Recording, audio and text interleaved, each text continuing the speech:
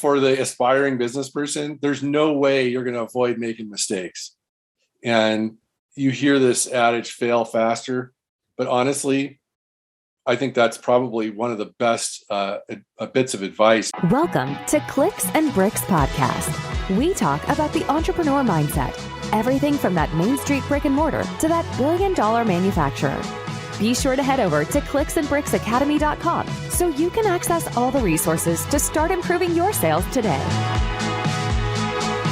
Welcome back to Clicks and Bricks, everybody. My name is Ken. Today's episode, we have Manny Aragon. He's the co-founder of Bend Center for Integrated Health and Wellness. Him and his wife put this company together. It's really intriguing stuff. I can't wait to get him in here. But before we get started, if you would like to join my text line community, 314-370-2871.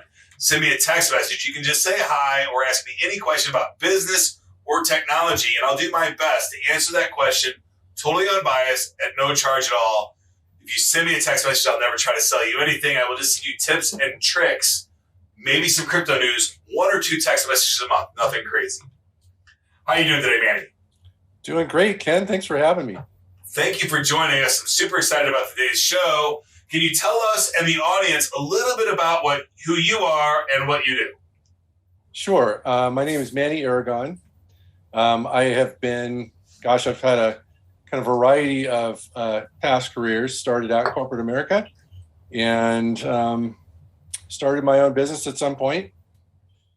And we have a health and wellness business. My wife is an acupuncturist, and I am a practitioner of structural integration in Bend, Oregon. Fantastic. So structural integration, can you tell us a little bit about more what that is? Sure. Structural integration is it's basically the work of Dr. Ida Rolf, who people may be familiar with through the trademarked school, the Rolf Institute. And that's a lot of breath work, isn't it? There's some of that in there. Yeah, okay. There's some of that in there, but primarily we're known for improving people's posture and getting them to move more easily. And basically, when people hit the end of the road and they have been through all kind of different therapies and surgeries and things like that, and they're not getting the results they're looking for in their body, that's when they usually find me. Okay.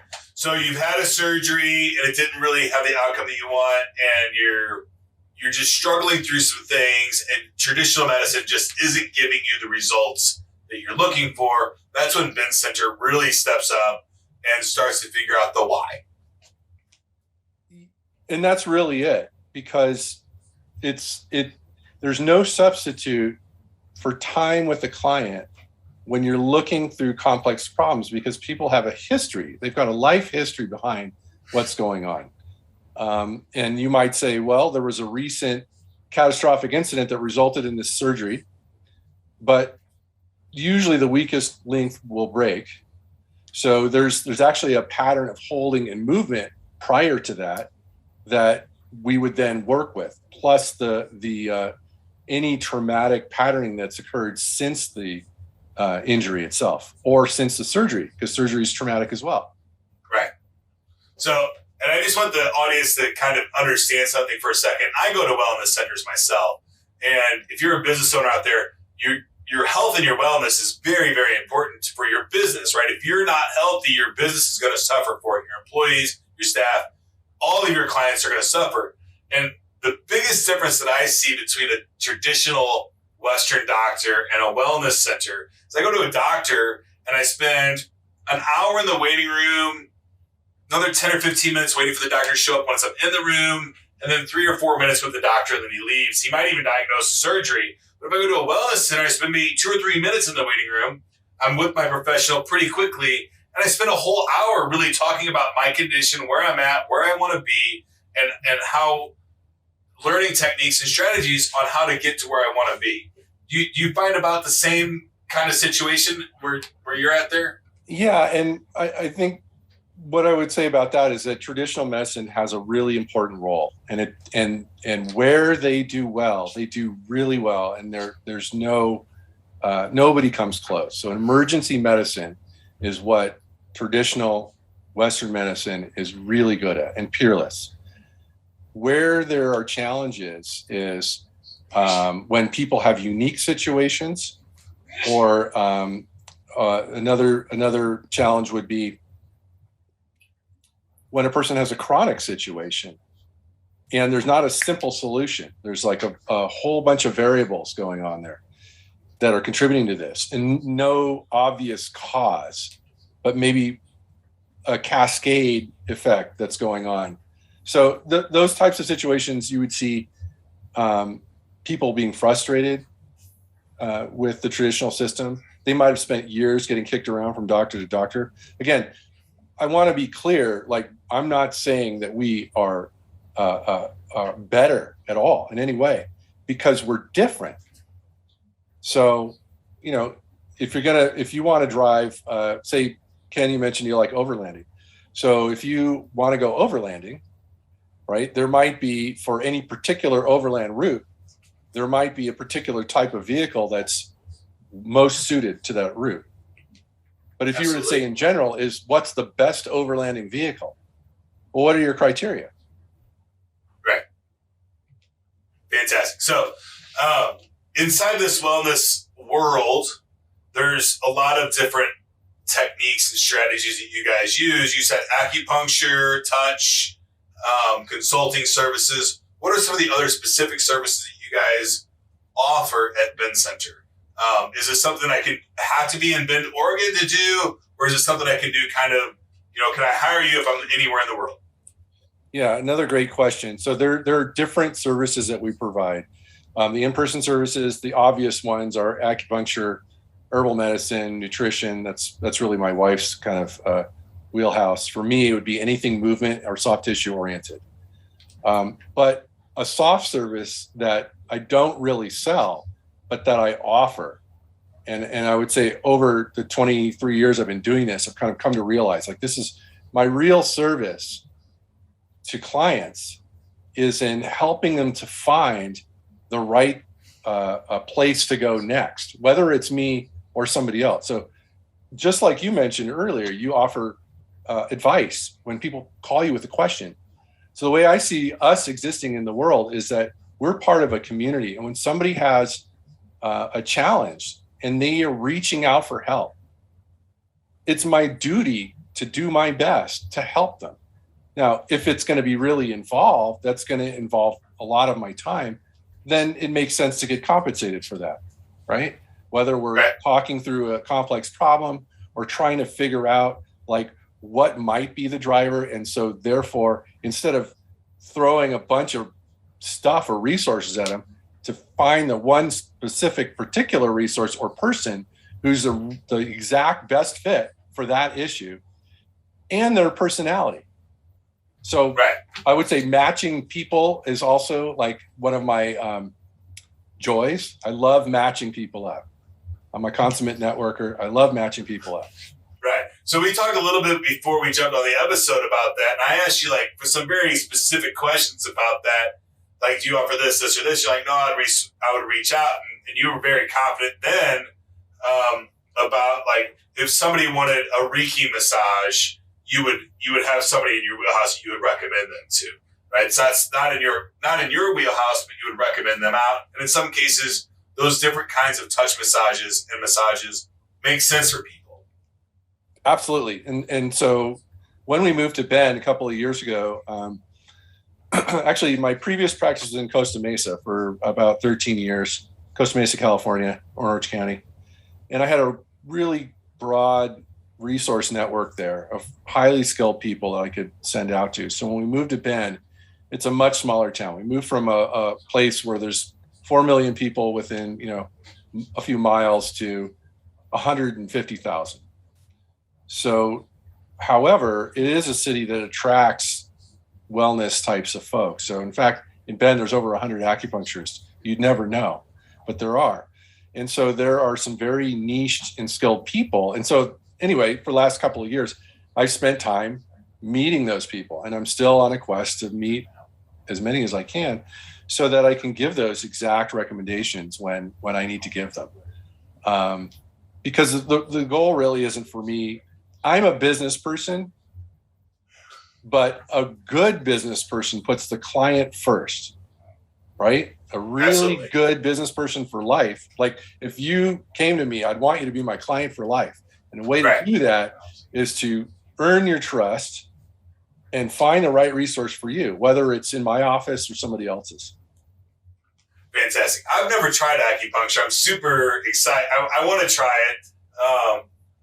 I just don't know of anybody in St. Louis that does acupuncture, and I've not really taken a lot of time to dive into that. I think it would be interesting to do, though. What are some of the benefits of acupuncture, because your wife's in that service you guys offer? What are some of the specific benefits of acupuncture? Sure.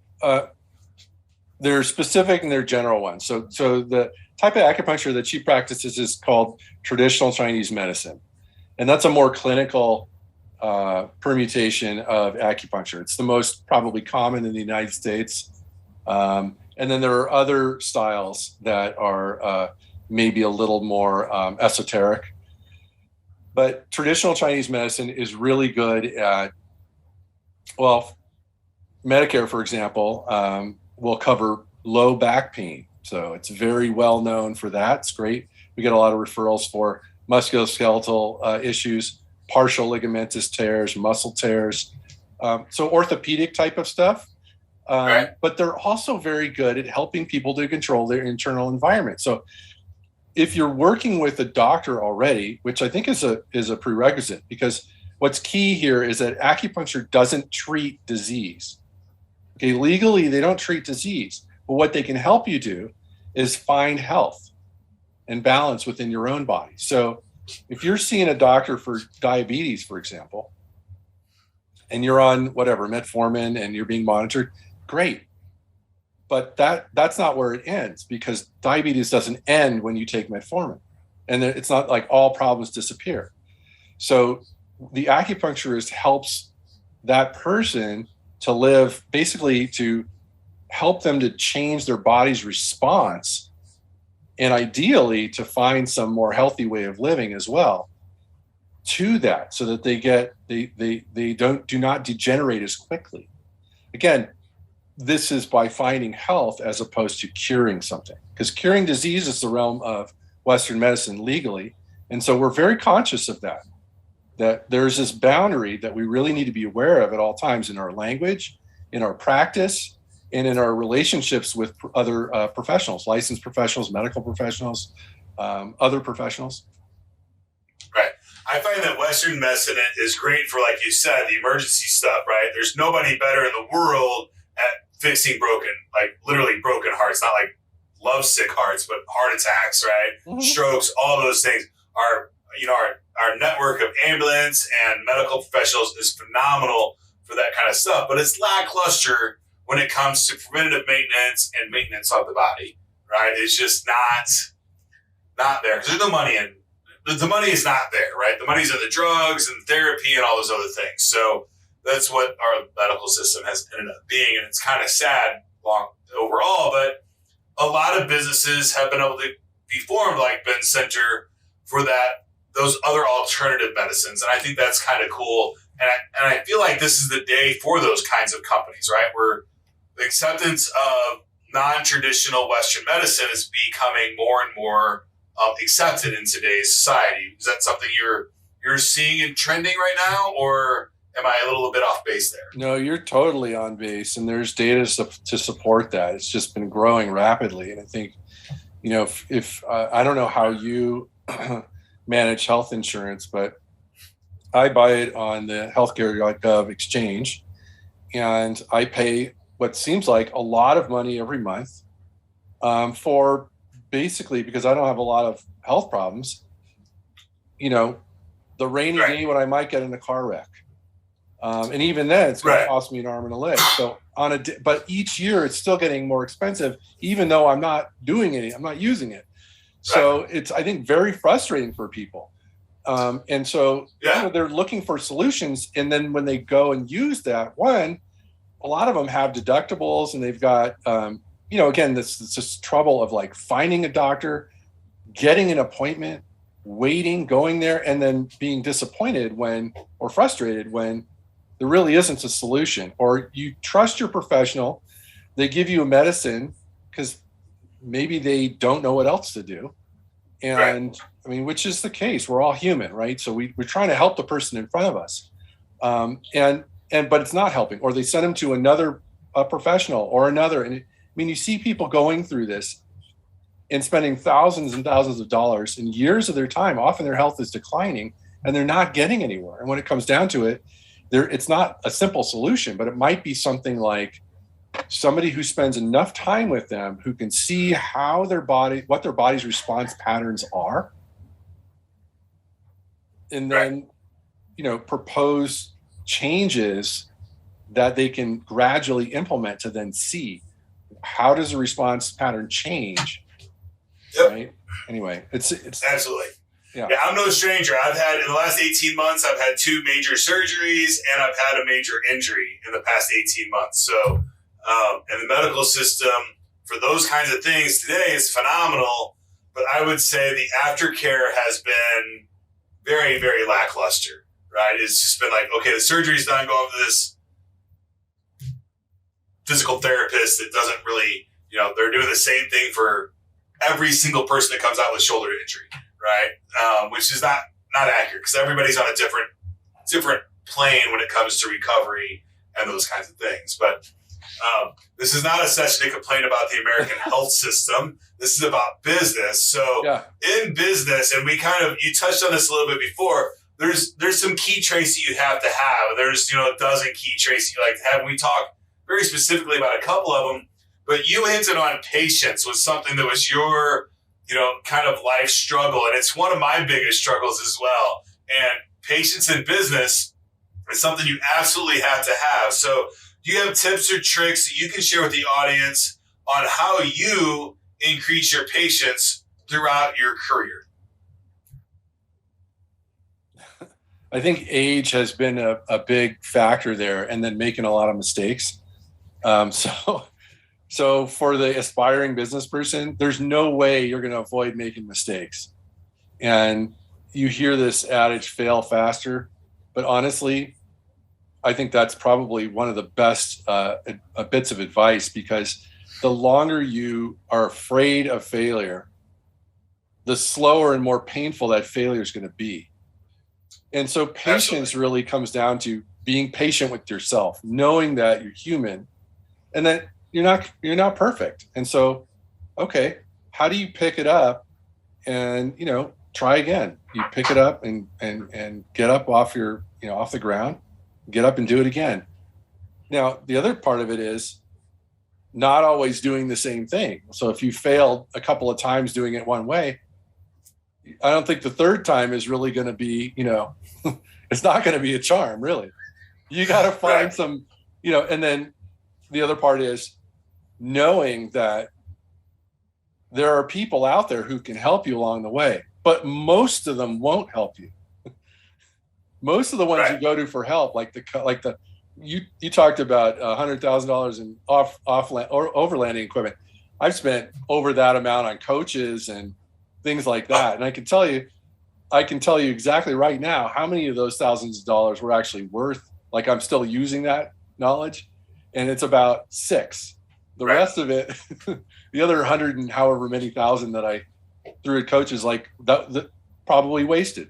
So, having the patience to say like, hey, that was a big mess up. That was a lot of cash. Like I could have done a lot of other things with it, but I didn't know it at the time. So having the patience to just say, okay, you know what? At the time, was I mad at myself? Yeah. At the time, was I dejected? Yeah. But what I knew was I wasn't good at business, and I was determined to become good at business. So it's not an innate skill. No, it's not. So, and I wish that there was a better word for, like, we say failure, right? And I heard a great phrase the other day. If you want to increase your success rate, you have to double your failure rate. And I wish there was a better word for minor failures, right? Because throughout business, you're going to have things that, like, I want it to go this way and it goes slightly different. It's not necessarily a failure, but it didn't happen the way you want it to happen, right? It's a setback. The only failure that you can have in business is quitting, right?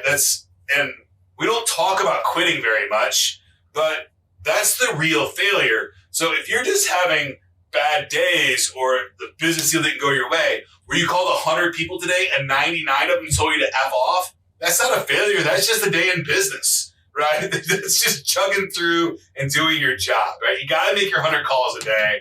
You got to do all those things. If you can automate as much of it as possible, automate as much as possible. But you're going to have rejection. You're going to have no's. You're going to have brick walls. You're going to have hurdles. You have to overcome them. And patience and understanding and having the vision of where you're going to be is how you get those patients. For me, I found a ton of patience when I had my first daughter. When I had my son, I got a whole lot of more patience because he's nonverbal autistic. Which I bring that to the office, right? I share those patients with my staff and my employees and my clients and everything else in my life. So patience is wildly important. It will come, but it won't come if you're not patient and you just keep beating your head against the wall. I feel like when I'm not patient about something, I feel like I'm beating my head against the wall nonstop. Is that how you feel there, Manny? Yeah. I mean, it's not a good feeling when you're not patient. It doesn't feel comfortable. Yeah, I think these days it's really me with my kids and then realizing like, oh yeah, that was not really the parent I want to be, like I don't want to be that parent. But I mean, they're probably my greatest teachers right now. Business wise, I mean, I've made, I was born a hothead. So, I made a lot of rash decisions and in retrospect, those helped me learn patience because they helped me understand like, okay, that you really need to be careful here. You can't just trust somebody who says they're here would be like an example, $1 million coach, right? All these people selling themselves as $1 million coach or, right. Easy way to make $1 million. You know what? I could tell you 25 ways or more in probably 5 minutes of making $1 million a year. It's not that those processes are difficult to come up with. Figuring out how to get them to work, that's a whole different story. And absolutely. And that's not what they sell you. Yeah, I can tell you really quick how to make $1 million. Figure out how to make $1 and do it 1 million times. Right. That's super simple, right? I mean, it's very easy stuff, right? Figure out how to make $1 and do that 1 million times. It's very, very simple stuff. There's no trick there, right? It's create value for somebody and they'll give you money for it. Right. Now, figure out how to give massive value to massive amount of people. That's a different challenge. So it's tricky, and patience is very, very important. Now, moving on to that, staying present in the moment in your day, so easy in business and in life to go on cruise control, right? This is why you find people that are, they don't remember this morning when they deleted all their spam from their inbox, or I don't even remember driving to work today, right? And those are, if you're having those experiences where, 20 minutes or an hour of your day, you don't even recall doing it, that's bad. It's really bad for you. It's bad for your career. It's bad for everything in your life. You have to stay present. Manny, do you have any tips or tricks for the audience on staying mindful and being present in your day and not going on autopilot? That's a great question. In terms of, there are many things that I didn't like doing for many years. So I avoided them, or I did them very quickly. And if you did them quickly, you probably did them poorly. My business didn't do as well as it has, started, it has over the years gotten more and more successful as I really looked at those things and been okay with them, embraced them. I mean, it's not always possible to just look at something you hate and embrace it. It takes time. You got to understand, right? You got to be committed to the process. The business that I'm in is not a business of selling widgets. It's a business of relationships. So for me, that's really well suited to building this patience. And to something you said earlier about scaling, when I did many coaching courses over the years, and a lot of them talk about scaling, simple ways to scale your business. And, they'll tell you, well, just come up with something and then sell a whole bunch of them. It's a $1 product. in my mind, there always had to be, I couldn't have a high failure rate. There had to be a really high success rate, in building these processes. So I never felt comfortable just coming up with some trash product just so I can make a bunch of money. And the patience involved, I just said to myself, eventually I'll figure it out. I'm going to keep thinking about this, because in this space, it really is about relationships and helping people. There's no quick fix in wellness. So the patience of being committed to what I'm up to, and because of that, over the years, as I've gotten more committed to it and my own success, then the things that I didn't like before, like accounting, for example, I used to hate accounting. I avoided it. I did a really simple accounting. Didn't work that well. Right. But now I actually look forward to it. I love the billing process doing the billing process for my wife. In my mind, I think about it. Oh, now I get to collect the money. So I create a positive association with what I'm up to. Or, I'm going to go through my QuickBooks or whatever and get all the accounting done so that I can create a really tangible idea of where I'm at now, and then plan for growth, realistic growth on top of that. And I have metrics, which I never kept, right? So, all these things that I avoided doing in the past that I've fallen in love with, actually, as I've done that, the business's success has supported me wanting to do that more. So I don't know how else to, I don't think there's a simple, pithy answer to that. So I would say Mike Tyson says that the trick to being great is doing the stuff that you don't like to do and pretending like you love it, right? And then eventually you do. And I love what you said. I used to hate accounting, but now it's I get to go collect the money. It's different, right? If you can change your perspective of what you're doing, it is helpful, right? And then a lot of times when you're doing stuff that you don't like doing, that's when you kind of check out, right? Yep. So changing your perspective into, I'm doing this so that, my documentation. Nobody likes documenting anything, right? But if you document it, then that means other people can do that job for you. You're if I document this today, I never have to do this again, right? If it's a process that happens every single day, automate that thing away. You don't need to be doing that every day. You can be working on bigger, better stuff. I think that I used to have this fear. I had a boss, and he'd we're going to hire this person to do this job. And I'm asking him, well, if you hire that person to do this job, then what's my job going to be? I said, you'll do other stuff. I'm well, what? And I think we just got to get rid of that fear of what am I going to do next? You just come in, do your best job every single day, crush your best every single day. And if you do that, you can go home at night, you can sleep comfortably knowing, man, I gave it everything I had today. I left nothing on the table.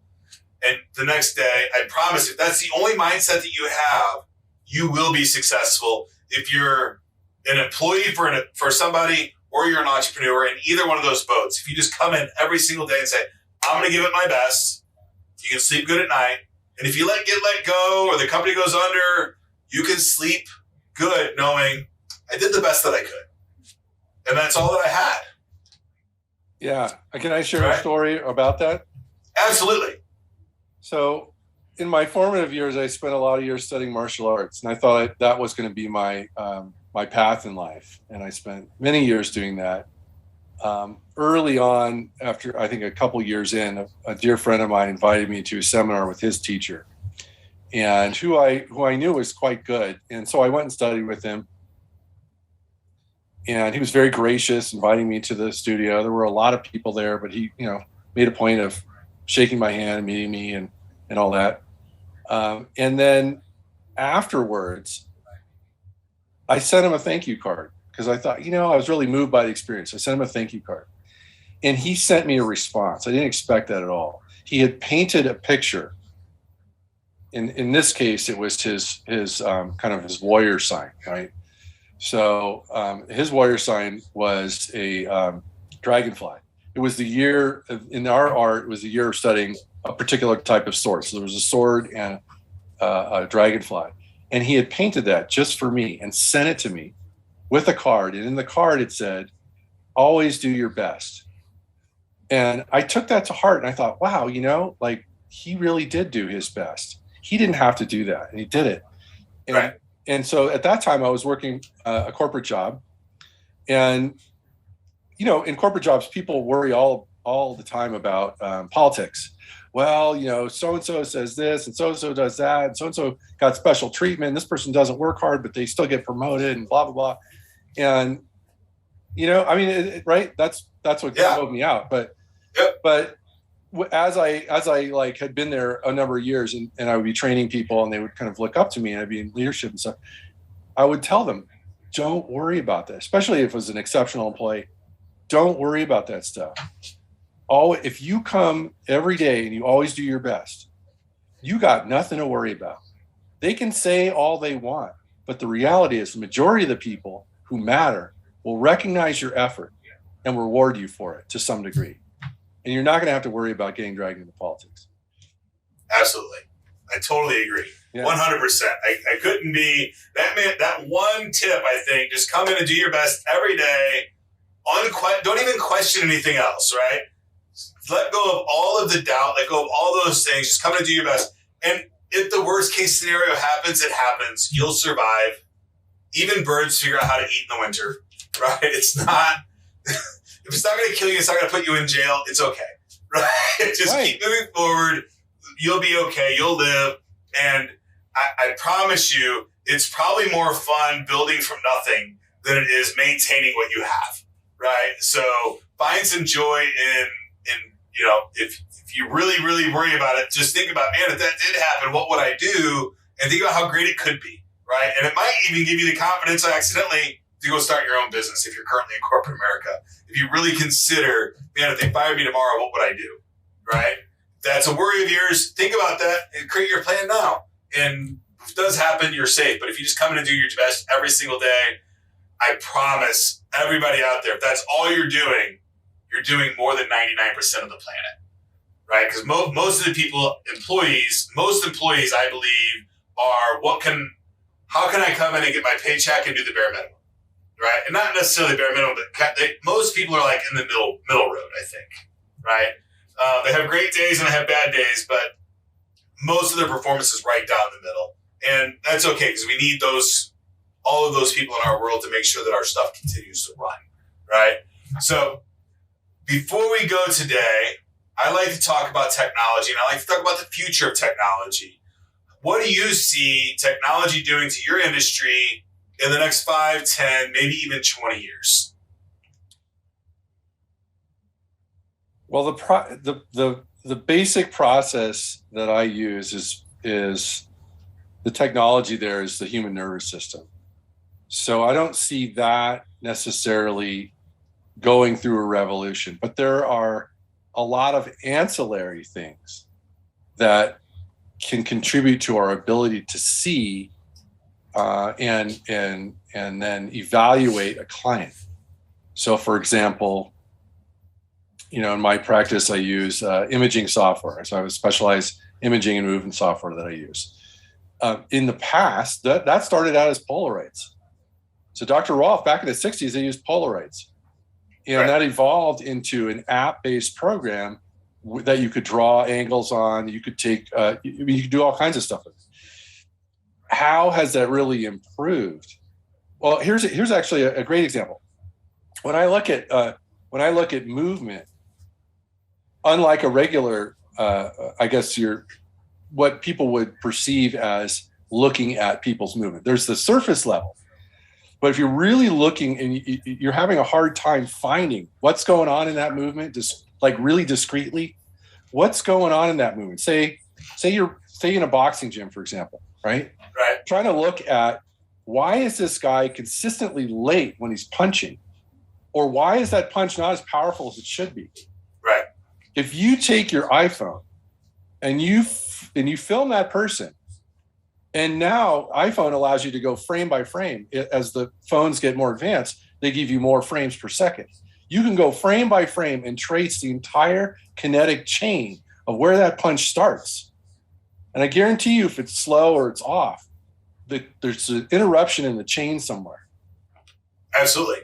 And it can start at their feet. It could be their hips. It could be anywhere, right? Like, there's something you're going to see with your eyes. There's something you're going to intuitively know as a coach, right? Because that's your expertise. But there's also things that you're going to find on that frame by frame that you didn't even see. And when you see it, you'll be like, oh, duh, that makes sense. That type of thing. They're doing I have a colleague who's a little more technologically advanced. He's using thermal imaging. He's any kind of imaging and evaluation, movement evaluation type of technology. He is on the forefront of that. And I kind of, he's a dear friend of mine. I follow him. And when he comes up with something that he really feels is useful, I'll go there. But I'm not on the cutting edge like he is. He really is. He would really be like the cutting edge for people who do what I do. I think they closed. Fantastic. Yeah, we've got a client that we've been dealing with that does, it's called Elite 360. I'm not sure if where they're at in their journey right now, but they have these sensors they put all over the body, and then they record the athlete doing specific motions, right? And then they can diagnose all kinds of stuff from the 3D rendering that they get from that exercise, I guess, right? So it's really cool stuff. And yeah, I think diagnosing down to the frame by frame, the motions, the kinetic energy, all those things that would be for like elite athletes almost, right? But then I think probably even, a 60-year-old woman, you could probably figure out, she needs to, if her posture is a little bit better, maybe that hip wouldn't hurt as bad, right? So I think those applications are very deep is in what they would help support. And probably the reason why I focused in on the iPhone is because it's ubiquitous. Everybody's got one. It's not the most advanced technology in terms of movement detection and evaluation, right? Like you mentioned, there's the sensor array on the human. They've got laser arrays that'll do it. They've got all kinds of other stuff. But from a practical standpoint, in a boxing gym, does it make sense to have like this fancy thing that takes 2 hours to put it on? Or could you do a simple evaluation with your client's iPhone and then show them, and they could take it home?